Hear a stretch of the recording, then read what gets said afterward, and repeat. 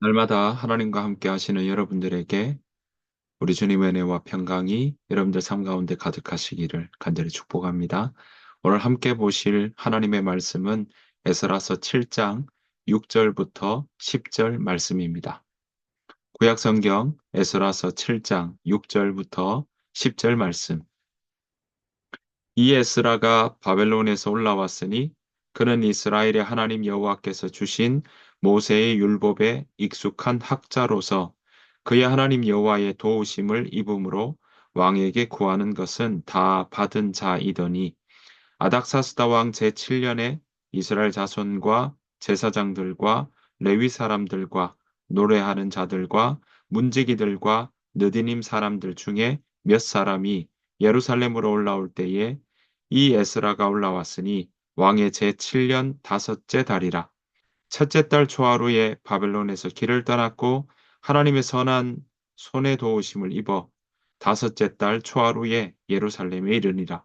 에스라가 여호와의 율법을 연구하여 준행하며 율례와 규례를 이스라엘에게 가르치기로 결심하였었더라. 아멘. 오늘 하루도 우리 주님의 은혜와 평강이 여러분들 삶 가운데 가득하시기를 간절히 축복합니다. 자, 오늘 에스라스 7장은요. 사실 7장에서부터 에스라스 10장까지는 에스라가 중심 인물이 됩니다. 그래서 이 에스라를 중심으로 해서 두 번째 포로 귀환이 어떻게 이루어지고 또 어떻게 그 절차가 과정이 있었는지 그 부분에 대해서 함께 이야기하고 있습니다. 게다가 에스라를 통해서 그런 개혁들이 어떻게 이루어졌는지를 우리에게 보여주고 있습니다. 자, 먼저 1절 말씀 우리가 살펴보기를 원하는데요. 1절 보았더니 이렇게 이야기합니다. 1절, 이 일 후에라고 시작하고 있습니다. 이 일 후라는 것은 언제를 가리키는 것일까요? 바로 우리가 6장에 보았던 것처럼 성전 봉헌식을 거행한 후, 그 다음에 6월절 무교절을 지키게 되죠. 그래서 그 다음에 1월에 6월절과 무교절을 지킨 일 후에라고 우리는 생각해 볼 수 있습니다. 자, 그러면 성전 건축이 보통 주전 515년 또는 514년이라고 볼 수 있는데요. 그러니까 그 일 후에 그 성전 건축이 일어난 후에 그리고 뒤에 부분 일어나는 거 보면 아닥사스다 제 7년 때라고 이 포로 두 번째 포로의 귀환이 있었다고 나오죠. 그래서 이 아닥사스다 왕 제 7년은 주전 458년을 가리킵니다. 그러니까 이 아닥사스다의 458년과 그리고 6장에 나오는 성전 건축, 성전 봉헌에 대한 이야기들, 그 간격들을 보면 6장과 7장 사이에는 약 한 57년 정도의 차이가 있다라고 볼 수 있습니다. 이 아닥사스다 왕은요, 우리가 이 에스더서에서 나오는 아하수에로 왕의 아들이라고 볼 수 있습니다. 자, 이런 차이가 나는 간극이 있다, 시간적 갭이 있다라는 것을 우리는 염두에 두면서 우리가 7장의 말씀을 보기를 원합니다. 자, 7장 1절부터 5절까지는 바로 이 에스라에 대한 아, 소개를 하고 있습니다. 에스라가 어떤 자손인지, 어떤 위에 부모가 있는지 그 족보가 언급되고 있습니다. 여러분 6장에서 성전이 봉헌되고 또 성전 안에 이루어지는 제사장과 그런 역할들을 다 맡기게 되면서 성전이 온전히 완성되고 성전에서 이루어지는 그런 제사가 다 회복되는 부분들을 보여주었지 않습니까? 그러면 7장에서부터는 어떨까요? 바로 성전 회복 이후에 두 번째 포로기한이 있는데 이때 이런 과제들, 성전을 회복한 이후에 과제들을 거론하면서 오늘 7장에서 에스라를 지금 소개하고 있는 것이죠. 그 말은 뭐겠습니까? 바로 이런 모든 부분에 새롭게 세워나가고 개혁해 나갈 그 사람, 맡겨야 될 사람에 대한 가장 적절한 인물이다라는 걸 우리에게 가르쳐 주고 있는 것입니다. 그래서 6절 말씀 보면 이렇게 이야기합니다. 이 에스라가 바벨론에서 올라왔으니 그는 이스라엘 하나님 여호와께서 주신 모세의 율법에 익숙한 학자로서 그의 하나님 여호와의 도우심을 입음으로 왕에게 구하는 것은 다 받는 자이더니.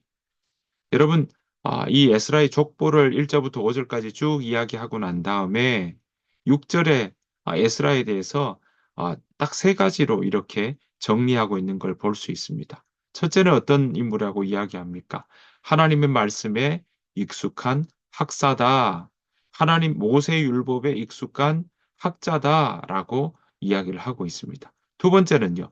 보시는 것처럼 그의 하나님 여호와의 도우심을 입는 사람이다라고 합니다. 그러니까 하나님께서 그와 함께 하시는 자다라는 것을 오늘 우리에게 가르쳐 주고 있는 것이죠. 마지막으로 어떻습니까? 왕에게 구하는 것은 다 받는 자였다라고 그렇게 이 에스라에 대해서 설명을 하고 있습니다. 여러분, 이렇게 소개받는 사람, 참 성경에도 많지 않다고 볼 수 있을 텐데요.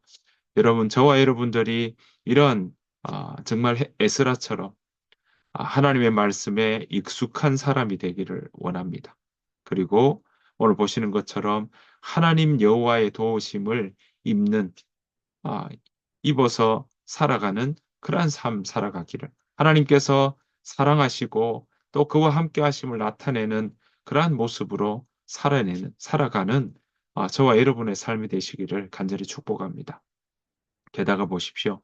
왕에게 사랑을 받는 자다.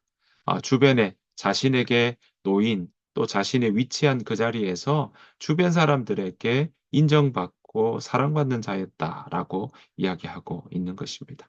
분명히 포로로 갔던 그 자리일 텐데 그 자리에서 바로 왕의 사랑과 총애를 받던 사람이라고 이야기할 만큼 그 자리에서 그가 자식에게 맡겨진 일들을 잘 성실히 행했다라는 사실은 우리가 충분히 짐작해 볼 수 있는 내용인 것입니다.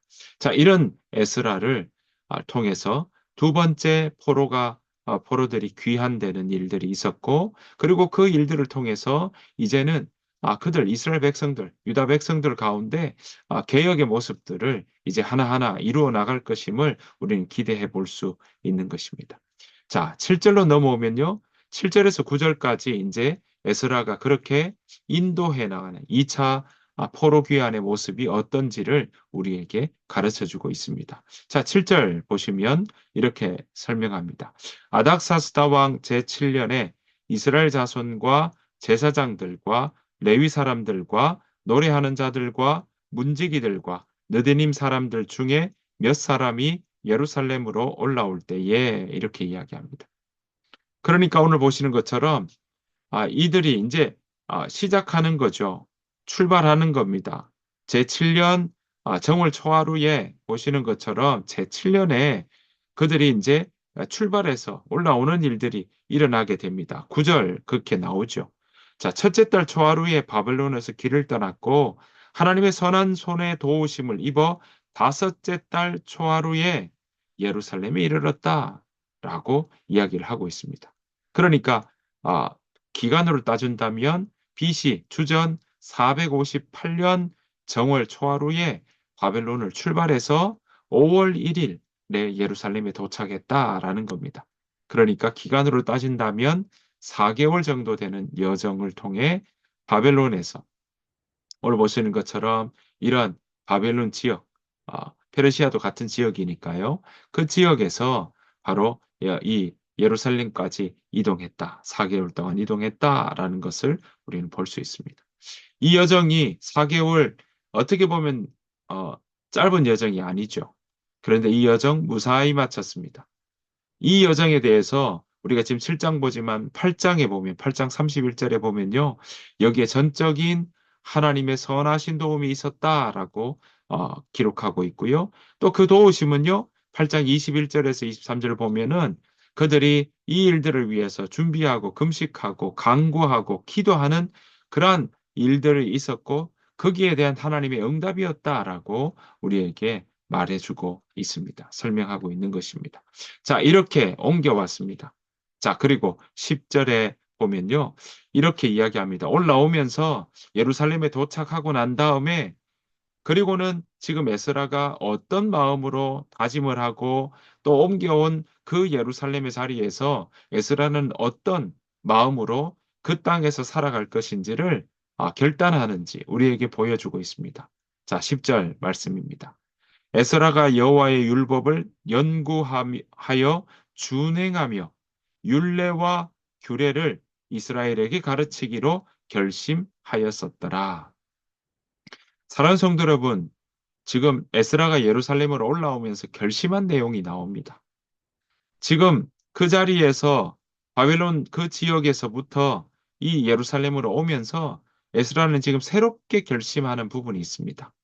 자, 여호와의 율법을 연구하여 준행하며 여러분, 율법에 능한 학자라고 소개를 했습니다. 그런데 그 에스라가 뭐 하고 있습니까? 이미 하나님 말씀에 익숙한 자였지만 더욱더 율법을 연구하여 준행하려고 그렇게 결심하고 있다라는 것입니다.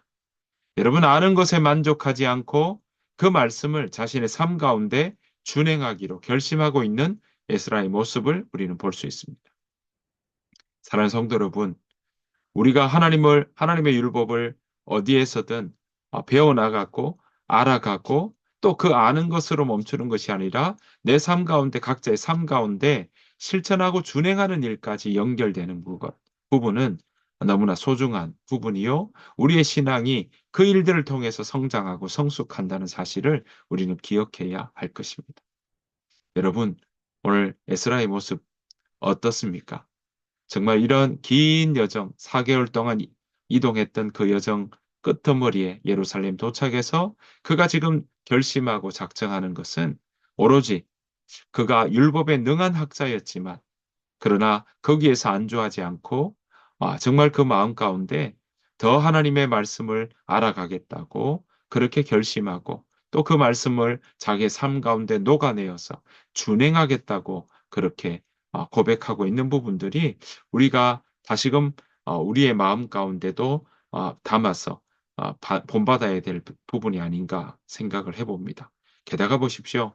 자신의 삶만, 생활만, 인생만 그렇게 살아가는 것이 아니라 10절 중간 이후 보니까 율례와 규례를 이스라엘에게 가르치기로 결심하였었더라라고 이야기합니다. 그가 말씀을 더 끊임없이 연구하고 또 자신의 삶 가운데 지켜 행하며 그것으로 끝내는 것이 아니라 이스라엘에게 백성들에게 가르치기로 결심했다라고 말씀하고 있는 것입니다.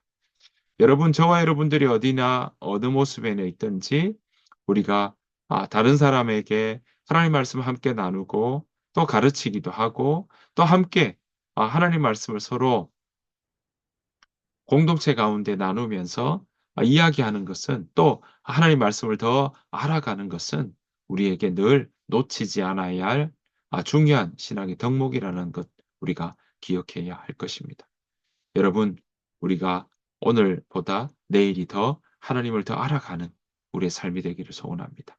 그래서 우리의 인생의 여정에 가면 갈수록 하나님 부르시는 그날이 우리가 하나님을 가장 깊이 알고 가장 넓게 알고 가장 풍성하게 경험하고 알아가는 날이 되기를 소원합니다.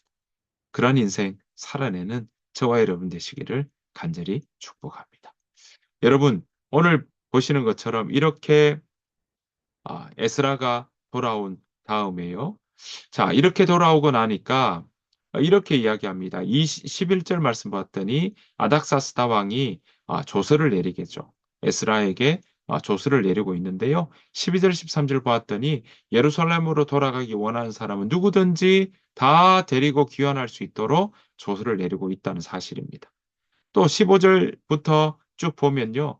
하나님의 전을 위하여서 은금과 예물들을 주었다라고 이야기하고 있고 예루살렘 가서 혹여 필요한 물품들이 있다면 언제든지 바사 제국의 지방 재정에서 원하는 만큼 충분히 쓸 수 있도록 조처하고 있다는 사실입니다.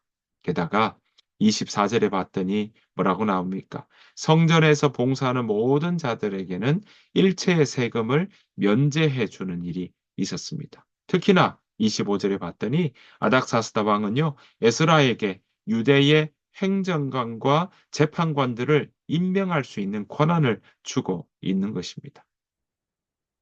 여러분, 놀라운 이런 조서 아니겠습니까? 정말 그들이 바벨론으로 그렇게 잡혀가고 포로로 끌려갔던, 그리고 70년 동안 그렇게 살았던 그 자리에서 포로 생활로 눈물 지으며 시편 137편에 나오는 그러한 그들의 고백들이 그 가운데 있는데, 오늘 그러한 인생을 살아가다가 다시금 정말 세상이 바뀌고 또 왕이 바뀌면서 그들은 이전의 포로 생활이 아니라 이제는 새롭게 돌아가는 일들이 오늘, 바로 오늘 보시는 것처럼 고레스나 아닥사스다 왕의 조서를 통해서 그렇게 일어나고 있다는 겁니다. 하나님의 말씀이, 하나님의 그 약속된 말씀이 고레스 왕을 통해, 아닥사스다 왕을 통해서 그렇게 이루어지고 있다라는 사실을 우리는 기억해야 할 것입니다. 여러분, 인생의 모든 일들이 하나님의 손안에 있습니다. 하나님은요, 바로 하나님이 앞서 일하시며 하나님이 운행하시며 하나님이 고레스 왕도, 아닥사스다 왕도 그 왕들의 마음을 움직여서 바로 조서를 내리고 그 유대인들이, 또 남유다 백성들이 하나님의 그 약속의 예언대로, 약속의 말씀대로 바로 귀환할 수 있도록 하나님께서 그렇게 운행하신다는 사실을 우리는 다시 이 자리에서 볼 수 있는 것입니다. 여러분, 이렇게 하나님은 일하십니다. 하나님은 운행하십니다. 하나님은 성경에 나오는 약속의 말씀 그대로 하나님께서는 이루어 가신다는 사실입니다. 이미 이루었고 이루어 가고 있으며 이루고 있으며 앞으로도 이루어 가시며 마지막 세상 끝날까지 하나님이 약속하신 그 모든 것들은 온전히 이루어질 줄로 믿습니다. 우리가 그 하나님 믿으며 그 하나님의 약속을 따라 우리가 오늘 하루도 하나님을 따라가는 인생으로 아름답게 살아가기를 원합니다. 게다가 우리의 어제보다 오늘이 정말 하나님을 더 깊이 경험하고 준행하며 또 하나님께서 주시는 온전한 그러한 은혜와 또 형통한 삶의 모습을 온전히 경험할 수 있도록 살아가는 저와 여러분 되시기를 간절히 축복합니다. 주님께서 가르쳐 준 기도로 마치겠습니다. 하늘에 계신 우리 아버지여, 이름이 거룩히 여김을 받으시오며 나라가 임하옵시오며 뜻이 하늘에서 이루어진 것 같이 땅에서도 이루어지이다. 오늘 우리에게 일용할 양식을 주시옵고 우리가 우리에게 죄 지은 자를 사해 준 것 같이 우리 죄를 사해 주시옵고 우리를 시험에 들게 하지 마시옵고 다만 악에서 구하시옵소서. 나라와 권세와 영광이 아버지께 영원히 있사옵나이다. 아멘. 오늘 주신 말씀 생각하시면서 하나님, 저 또한 율법에 능한, 또 하나님을 더욱더 알아가는 일에 우리가 열심을 다하는 삶 살게 하여 주옵소서. 또한 우리가 하나님께 정말 온전히 하나님의 선하신 도움심을 입는 삶 살게 하여 주시고, 하나님 아는 것으로, 하나님의 말씀을 아는 것으로 만족하지 않고 내 삶 가운데 온전히 준행하는 그러한 삶 살게 하여 주옵소서.